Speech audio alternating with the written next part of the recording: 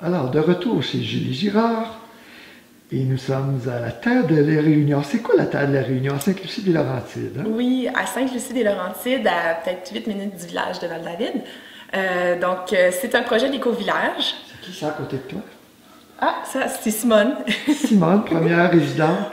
Simone, qui fait partie des résidents félins de l'éco-village. Il y en a plusieurs. Donc, on est en ce moment, c'est ça, dans l'éco-village.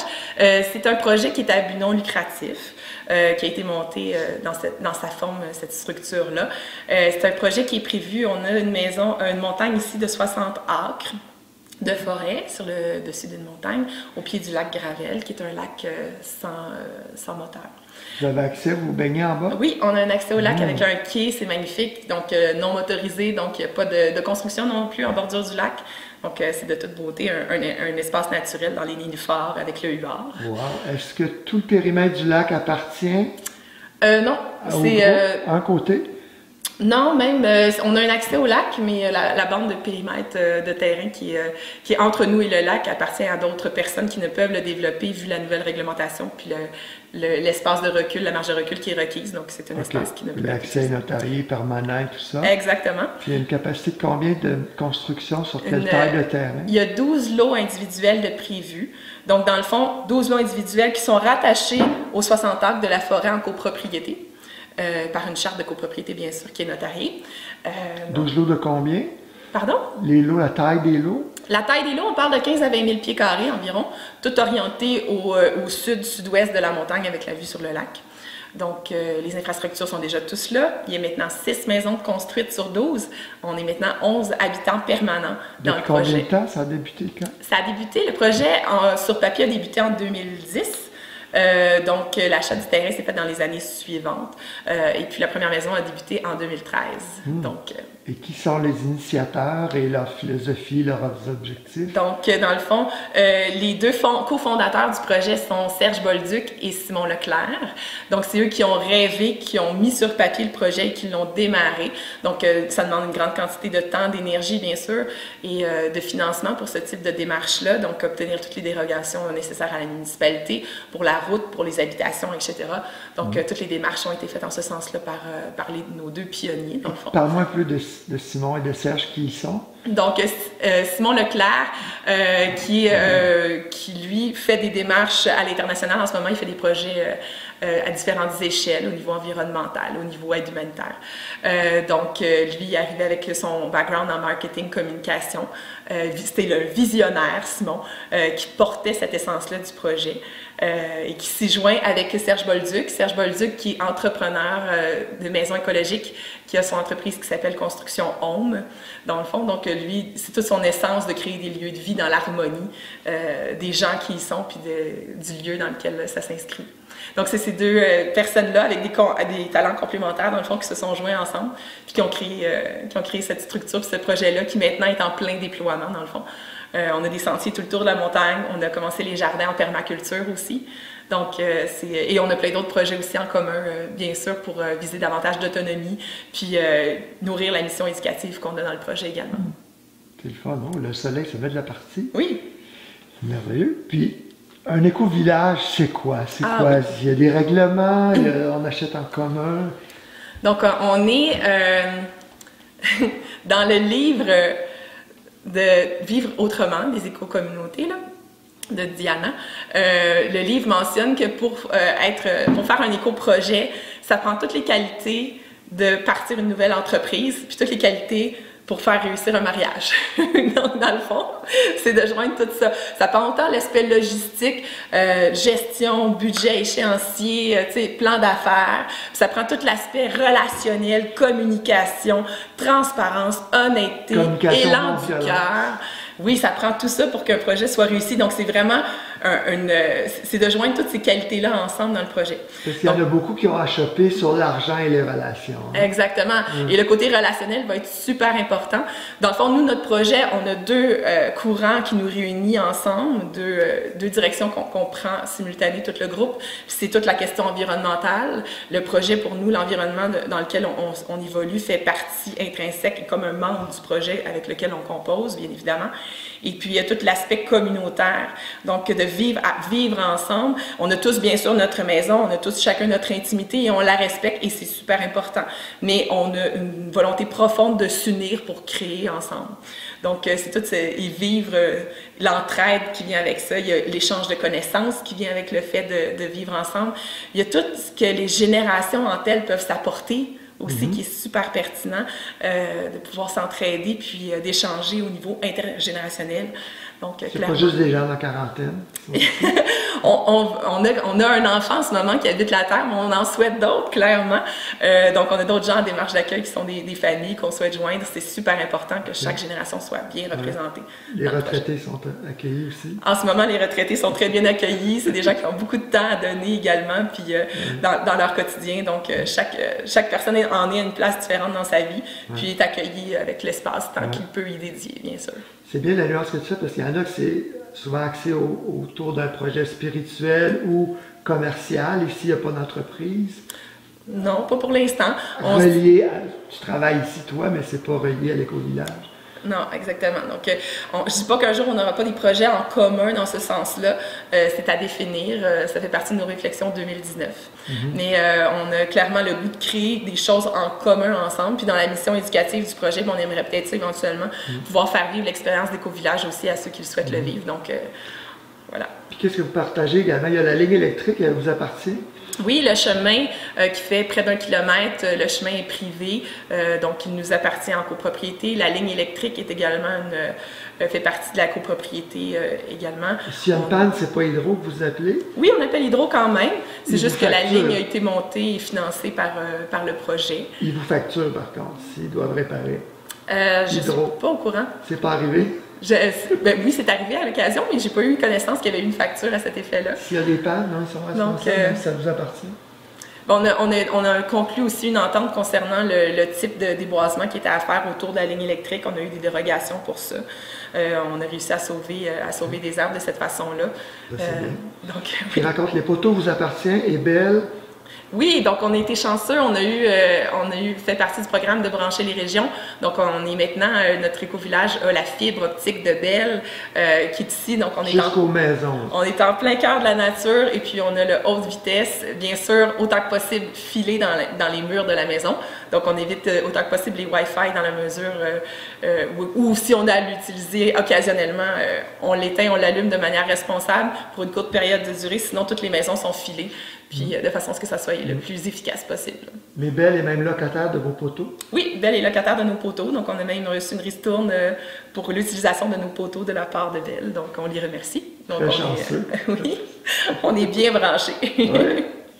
Puis les règlements, est-ce qu'il y a eu de la chicane ou des longues discussions sur les règlements?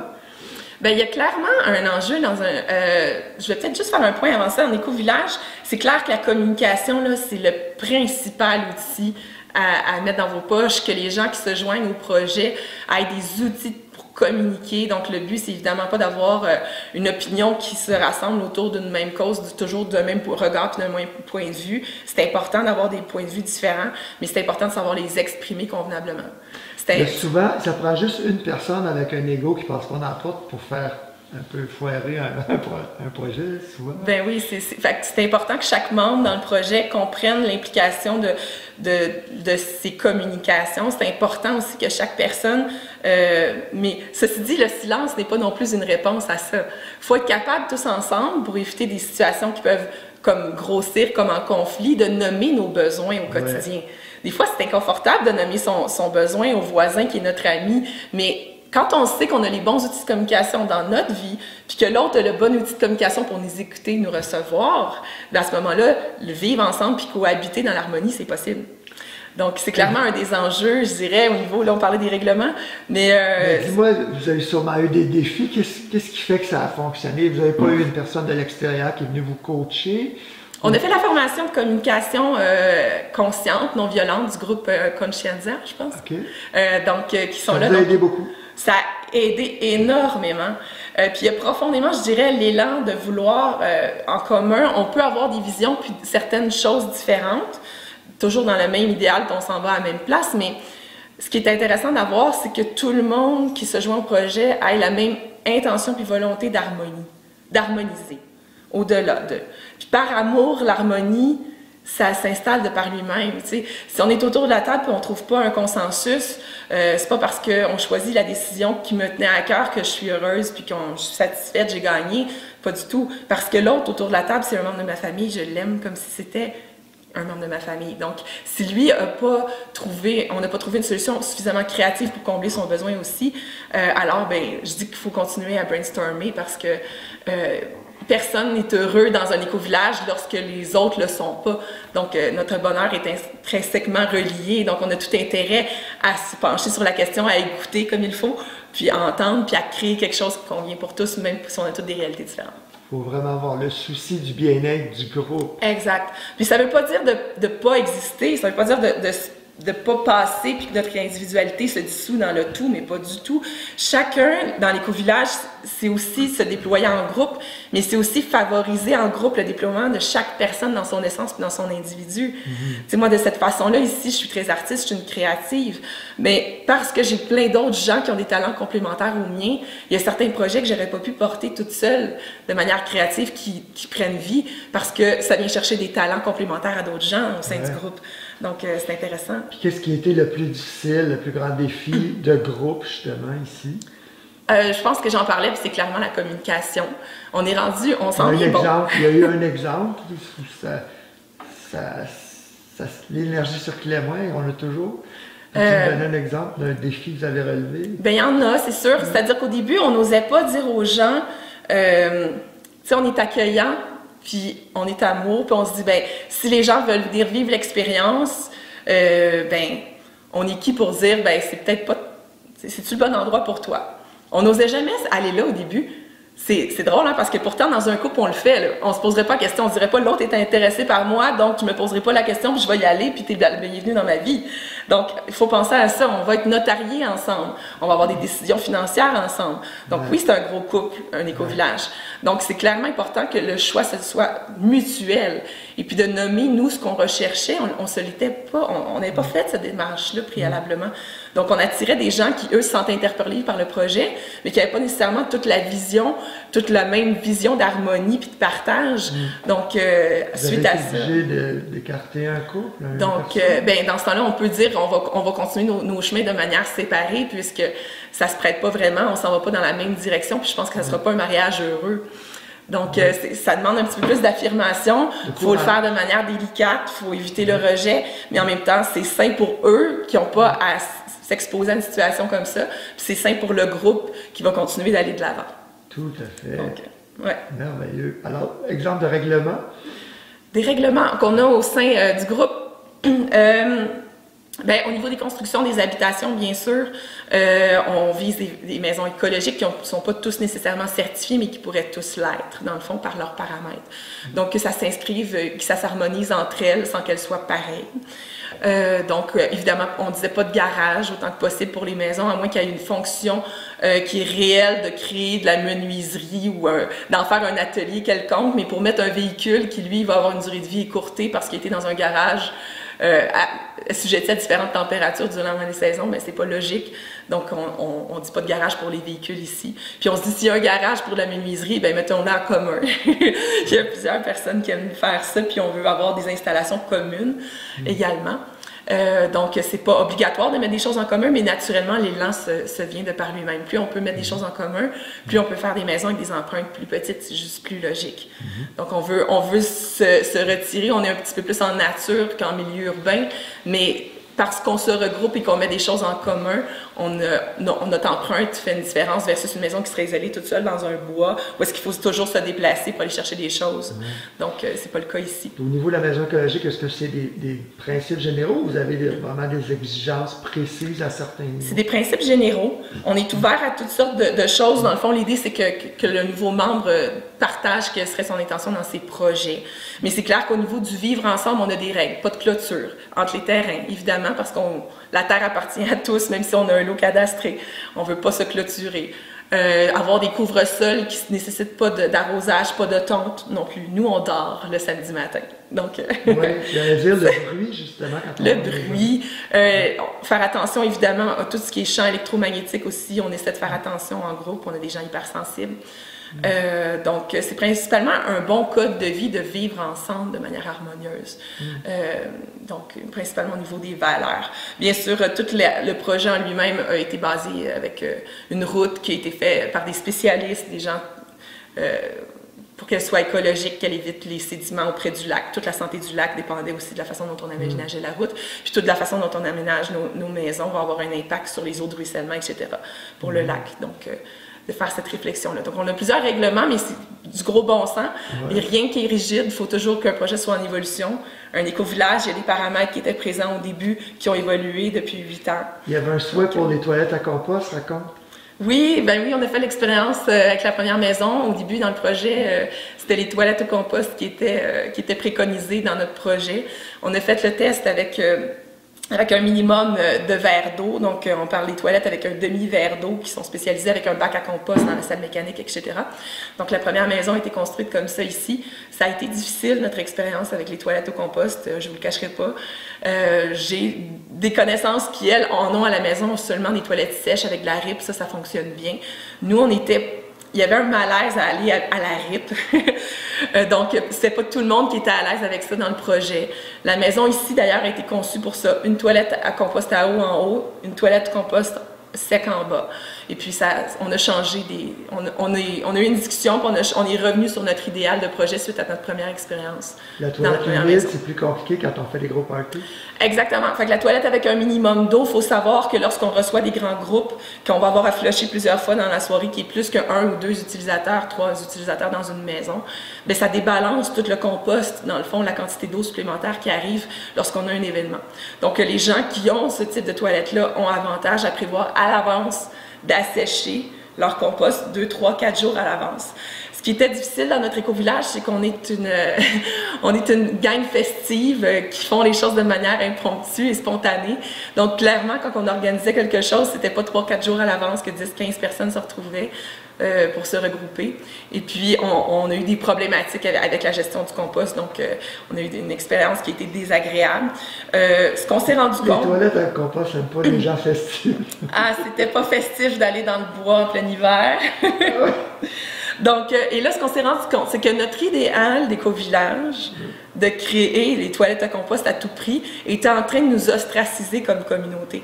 Parce qu'on tenait, nous, à cet argument-là et qu'on était prêts à faire ces démarches-là, même si ça impliquait, quand le compost n'est pas balancé, d'aller dans le bois, c'est un peu intense. Mais nous, notre visite qu'on reçoit, les gens avec qui on veut préconiser un mode de vie différent, pour eux, c'était notre famille qu'on leur vendait le mode de vie écologique, faisait comme, mais mon Dieu, ça fait sectaire. Ça tient pas la route. Ouais.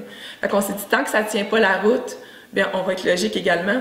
L'objectif des toilettes à compost, c'était également d'éviter les installations septiques à l'extérieur, fosses septiques, écoflow, champs d'épuration. Pour l'instant, le ministère de l'Environnement requiert tout de même ces installations-là, même quand on n'a pas d'eau noire à gérer. Donc, c'était de dédoubler les systèmes dans un même bâtiment, c'était dispendieux également. Donc, on a fait le choix pour l'instant d'avoir des toilettes le plus faible possible de consommation d'eau, mais peut-être d'investir ce montant-là, par exemple, ici, l'argent qui était prévu pour les toilettes de compost, mais ça a permis de mettre du verre triple, l'OI, le montant supplémentaire au niveau de l'énergie. Donc, en circuit fermé, puis après ça, on fait de manière intelligente de la façon dont on gère aussi nos eaux noires puis nos eaux grises dans le projet. Un peu plus de confort. Exact. Oui. Et des projets d'avenir à la Terre de la Réunion? À la Terre de la Réunion? Ah, ben moi j'en ai. Je veux pas parler au nom de tout le groupe, je veux vous parler des miens. Parce que le groupe a prévu de se réunir en janvier pour discuter de ça. Donc je vais pas parler au nom de tout le groupe. Mais c'est clair qu'on rêve d'étendre les jardins. On vise une certaine forme d'autonomie alimentaire également. On est bien conscient qu'on est dans une zone 3B de rusticité. C'est exigeant d'avoir une autonomie alimentaire, mais on aimerait bien pouvoir produire ça. Du moins, comme on le peut. Ensuite, clairement, d'avoir un pavillon commun qui est prévu dans les frais du terrain également. Donc, lorsque tous les terrains vont être vendus, on va avoir un montant qui va être prêt pour faire un bâtiment en commun. Donc, ce bâtiment-là, quelle saveur qu'on lui donne, où est-ce qu'on s'en va avec ce type d'application-là. Au début, on pensait à un petit pavillon dans la forêt, mais on se dit construire une empreinte supplémentaire pour mettre une cuisine communautaire, c'est pas logique, on a tous une cuisine. Donc, lui donner une vocation supplémentaire. Est-ce qu'on va faire d'écotourisme? Est-ce qu'on va faire une salle avec des cours? On a un professeur de yoga qui habite ici à la Terre. Donc, donner des formations, des cours. On a des spécialistes de la santé qui sont là aussi. Ça serait intéressant de joindre tout ça, puis d'offrir des services ouvrir la communauté sur l'extérieur, puis venir peut-être accueillir les gens pour venir vivre l'expérience. En tout cas, moi, c'est de la façon dont moi, je vis mon rêve à La Réunion et donc de la façon dont je vais le partager au groupe sous peu. En tout cas, moi, je t'écoute parler du Cheval construit, j'aurais goûté ici parce que j'ai l'impression que vous faites l'envie de beaucoup de gens qui rêvent d'un éco-village puis qui ont eu des expériences parfois difficiles. Oui, bien, on dit qu'il n'y a pas, en Amérique du Nord, il y a un village sur 10 qui, sur papier, qui prend forme puis qui prend vie pour de vrai. C'est très, très peu. Il y a des conditions gagnantes à mettre ensemble, clairement. Il y a des gens gagnants, des combinaisons de gens aussi à mettre ensemble qui peuvent être gagnants. Donc, une fois que le projet est bien démarré, comme c'est le cas en ce moment ici, puis qu'on est en pleine phase déploiement, bien, c'est le temps de se joindre à nous, André. Oui, parce qu'on est rendu à le créer. Donc, toute la beauté de l'administration puis de la structure est solide derrière pour soutenir ce qui s'en vient devant nous. Vous faites des visites, des formations? Oui, bien sûr. On fait toujours une porte ouverte annuelle, généralement en début d'automne. Okay. Donc, pour ceux que ça intéresse, c'est toujours sur notre site web, de la terre de la Réunion.com, qu'on l'affiche. Mais ceux qui souhaitent venir à d'autres moments dans l'année puis venir vivre l'expérience de juste faire une visite du village, accompagner, en apprendre davantage, bien, il y a le numéro sur le site Internet et l'adresse pour rejoindre Laurent, qui est notre responsable de l'accueil, qui fait un travail formidable. Donc, okay. Il peut guider les gens dans leur démarche puis donner plus de renseignements. OK. Puis s'il y a des gens dans d'autres régions qui veulent mettre sur pied un projet, est-ce que vous donnez des formations, des consultations? Pas encore, mais c'est clairement quelque chose qui nous intéresse, bien sûr. Donc, on est ouvert à cette idée-là. On a eu de l'aide de notre côté, de la part de d'autres projets qui nous ont aidés à démarrer avec certains documents légaux, etc. Donc, on est toujours ouvert à collaborer puis à aider. Il y a certains membres qui portent vraiment cet élan-là au cœur du projet d'aider d'autres gens à démarrer. Donc, vous êtes les bienvenus à nous contacter en ce sens-là. Puis, on pourra clairement partager des expériences positives et celles qui nous ont fait grandir. En tout cas, moi, je connais Serge, j'ai connu Simon un peu et aujourd'hui, je suis très content d'avoir fait la rencontre. Je me dis, c'est toutes des personnes comme vous, ça doit être vraiment le fun, vos parties. Ah oui, vraiment, c'est festif. Je dis toujours qu'on a l'air du festin gaulois là, dans la bande dessinée d'Astérix, là, mais la version végétarienne. Ça finit toujours, c'est très, très, très festif et joyeux. On est des gens... Mais vous attachez pas les druides? Non, on n'attache personne après les arbres. Les druides, les chansonniers. Non, on les accueille plutôt. Mais c'est clairement...